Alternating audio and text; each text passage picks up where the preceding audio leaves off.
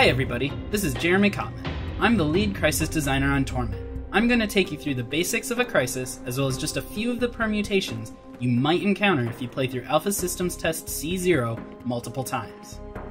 Our primary goal with crises is to bring the same sense of reactivity and choice and consequence that is the hallmark of Torment dialogue into our turn-based gameplay.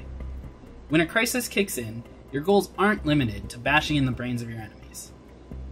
You can interact with objects in the environment, talk to the foes in an attempt to intimidate them, or even just run away. Since the antagonists in this scenario aren't sure who you are, you can even use conversation skills to deceive them, circumventing the conflict entirely.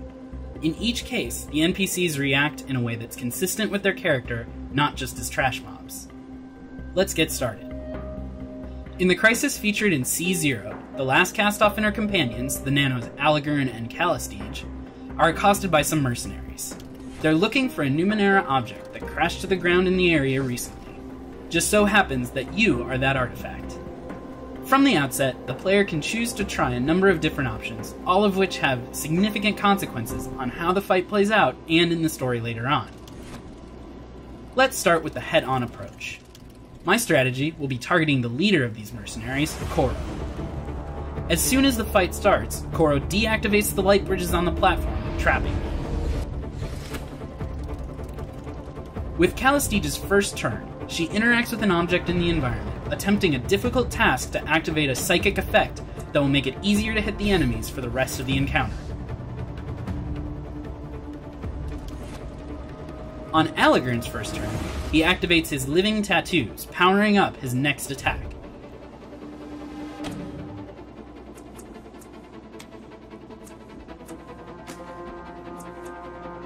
He directs that attack right at Koro, adding even more damage via effort.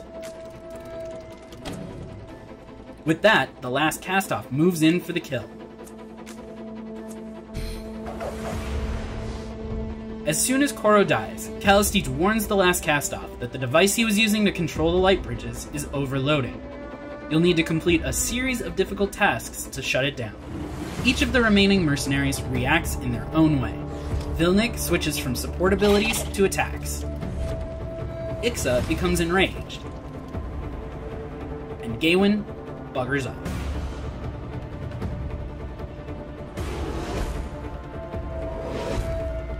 Once I get the bridges back up and take care of the remaining enemies, the crisis ends. But that's just one way it can happen. If I hadn't gotten the bridges back up in time, they explode, releasing their pent-up energy and re-engaging the bridges. Your chances of surviving the explosion are not high. But let's say I'd taken another approach and picked off Ixa and Vilnick before going after Koro. Gawain senses where the battle is headed and takes off. Koro's smart, and he knows when he's outmatched, so he offers to surrender. I have options here too. I can accept and we all go our separate ways, shake him down for compensation, or refuse and try to take him out anyway. Let's see if he's got anything good. I'll try to shake him down. Just a handful of shins. I don't think that's enough to buy him his life, so let's kill him anyway. If I don't take him out before his next turn, he'll activate the light bridges and make a break for it. If I'd accepted Koro's surrender, he raises the bridges and we carry on with our journey. Let's take a look at one more tactic I could try. This time, I've gotten partway through the battle when I decide to see what Koro has to say for himself. On Allegorn's turn, I'll try talking to him. Koro doesn't seem to much like Allegorn, but he might be a little afraid of him. I'm going to try intimidation. If I succeed in spooking him, Koro gains a Fettle, our word for status effects, that represents the dismay he feels. It also makes him easier to hit. As we move forward, we'll be making each crisis a handcrafted scenario where we can offer high levels of reactivity, shifting states, and human-feeling AI behaviors in every encounter.